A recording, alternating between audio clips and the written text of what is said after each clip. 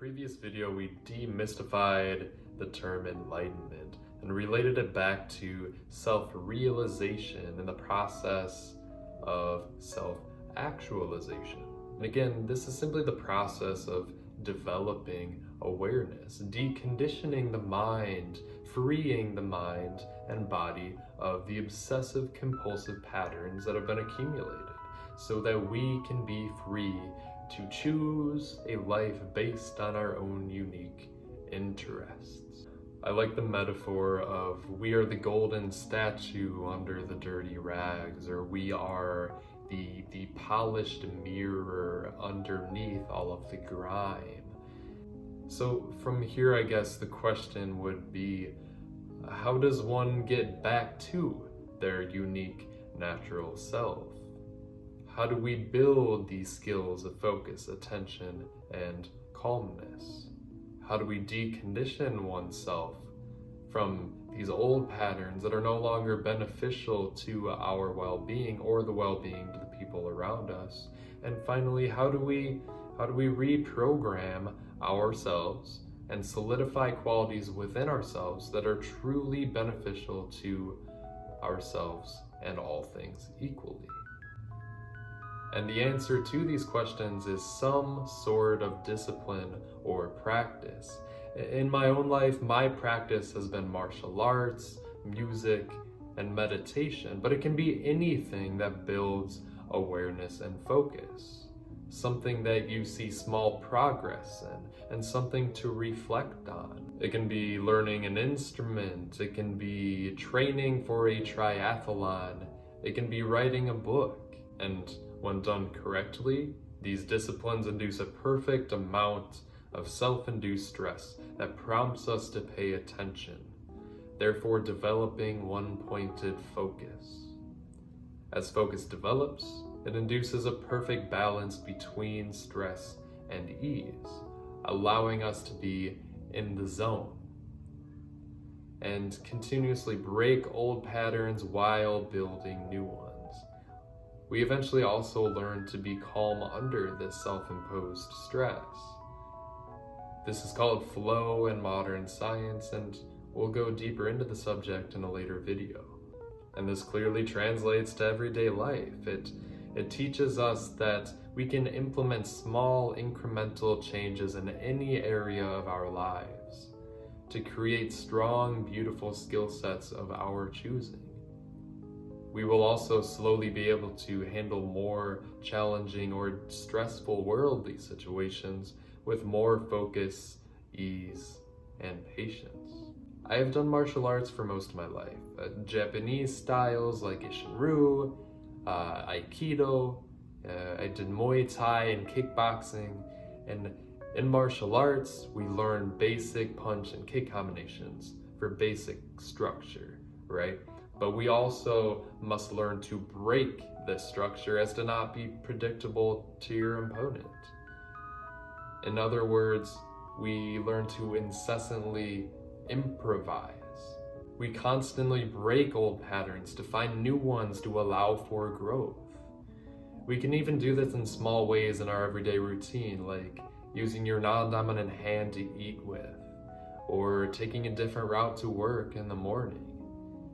And this is what I have found freedom to be. Freedom is the never-ending ability to be aware of the patterns that we've created for ourselves, and then to improvise and create new patterns that allow for further growth. In the words of psychiatrist and neurologist Viktor Frankl, the author of Man's Search for Meaning, between stimulus and response, there is a space. And in that space is our power to choose our response. In our response lies our growth and our freedom. And as we develop awareness, we can more readily navigate that space between stimulus and response. This is responsibility.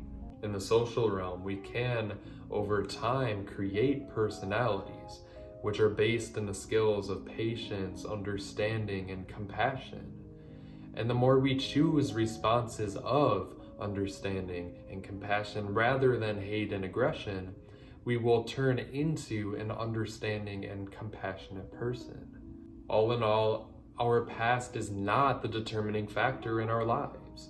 We choose the behaviors that we want to solidify on a regular basis, and the brain's ability to change and adapt to these new chosen behaviors is what neuroscientists call neuroplasticity. We are essentially building new interpretive frameworks to operate from based in the true expression of self. Now, to some extent, developing this discipline that we're talking about demands both asceticism and structure. It requires being alone. It requires introspection. It requires shedding the old and non-beneficial, understanding your unique qualities and interests, and then creating the ultimate package or message that you want to send out based on those unique traits. As we do this, we self-actualize. We express outwardly our true inner nature, who we truly are. It seems to be a paradox, but it's true. Discipline brings freedom. And I'm not saying this is an easy process either. It's an arduous and emotional process to let go of habits that we've accumulated over the course of a lifetime.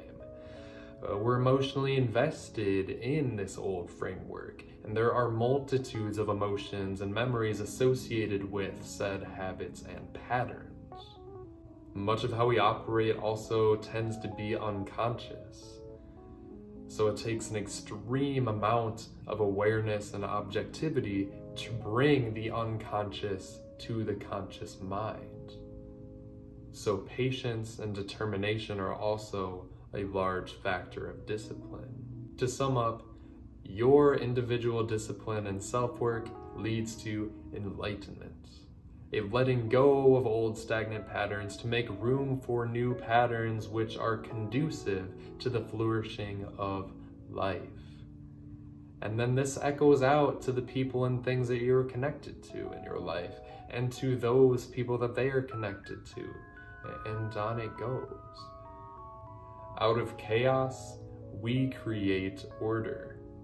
In this, we have the power of gods. We truly have the abilities to create a world that will promote a flourishing for all life on this planet.